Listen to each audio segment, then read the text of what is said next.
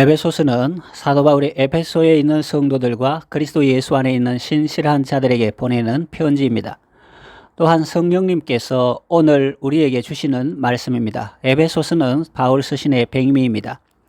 이 말씀 속에서 우리는 성도가 어떤 존재인가, 또 성도의 삶은 어떤 것인가를 알 수 있습니다.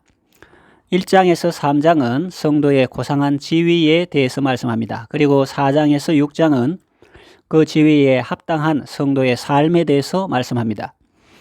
오늘 읽은 말씀은 우리에게 향하신 삼위 하나님의 위대한 구원 역사에 대한 찬양입니다.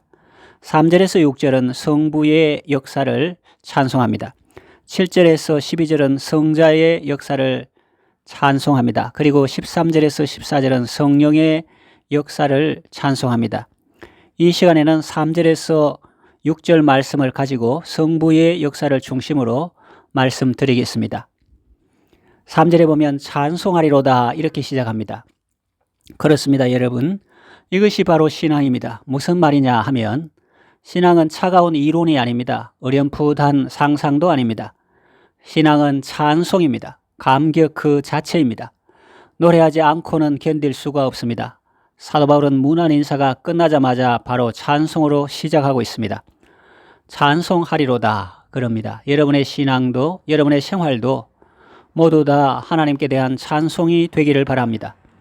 어떻게 하면 그런 삶을 살 수 있을까요?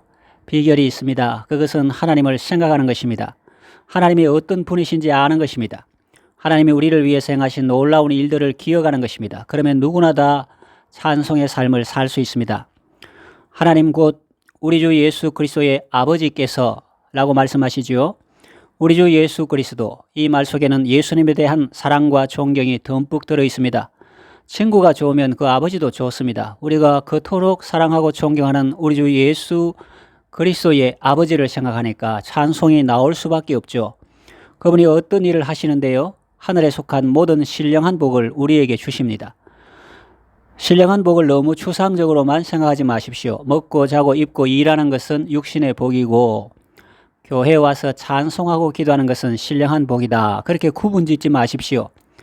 하나님께서 함께 하시면 먹든지 마시든지 무엇을 하든지 다 하늘에 속한 신령한 복을 누리고 있는 것입니다.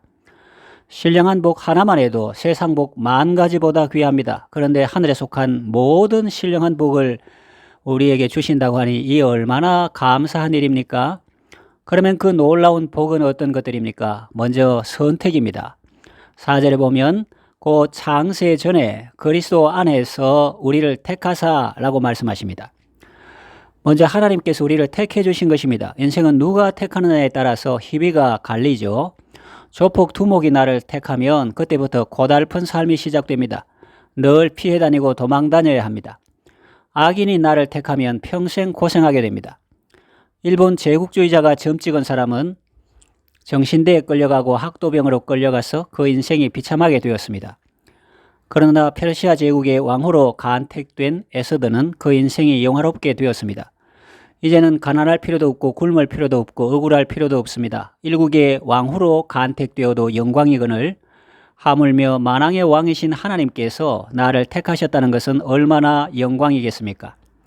그분의 권세가 바로 나의 권세요. 나를 위한 권세요. 그분이 가진 모든 것이 다 나의 것이 되는 것입니다. 실제로 하나님께서는 창조하신 모든 것들을 우리에게 주시려고 우리를 상속자로 삼으셨습니다. 로마서 8장 17절에 보면 자녀이면 또한 상속자, 곧 하나님의 상속자여 그리스도와 함께한 상속자니 우리가 그와 함께 영광을 받을 것이라고 말씀합니다. 거룩하신 하나님께서 나를 택하여 주셨습니다. 오늘도 아니고 어제도 아니고 이미 창세 전에 나를 택하여 주셨습니다. 이 사실을 생각할 때 우리는 오직 감사밖에 할 것이 없습니다. 하나님은 우리를 왜 택하셨습니까? 우리로 하여금 그 앞에서 거룩하고 흠이 없게 하기 위해서입니다.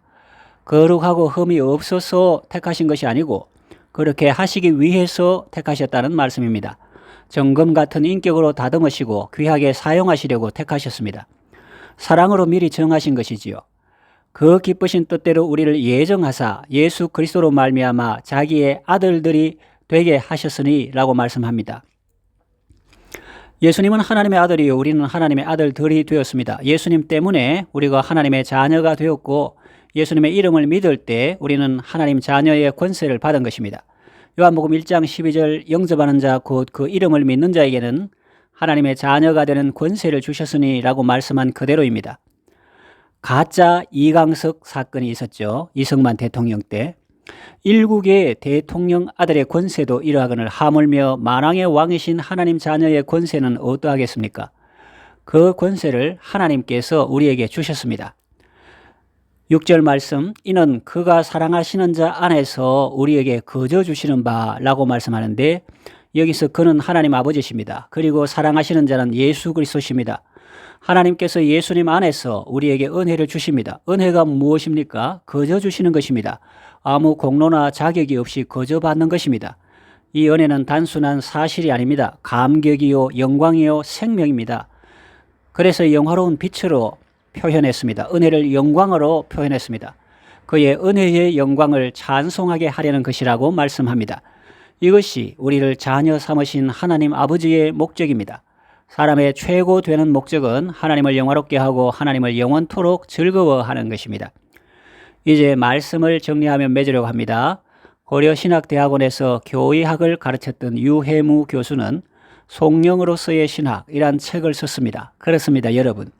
신학은 이론이 아닙니다. 어찌 신학뿐이겠습니까? 신앙도 마찬가지입니다. 그것은 송영이며 영광송입니다.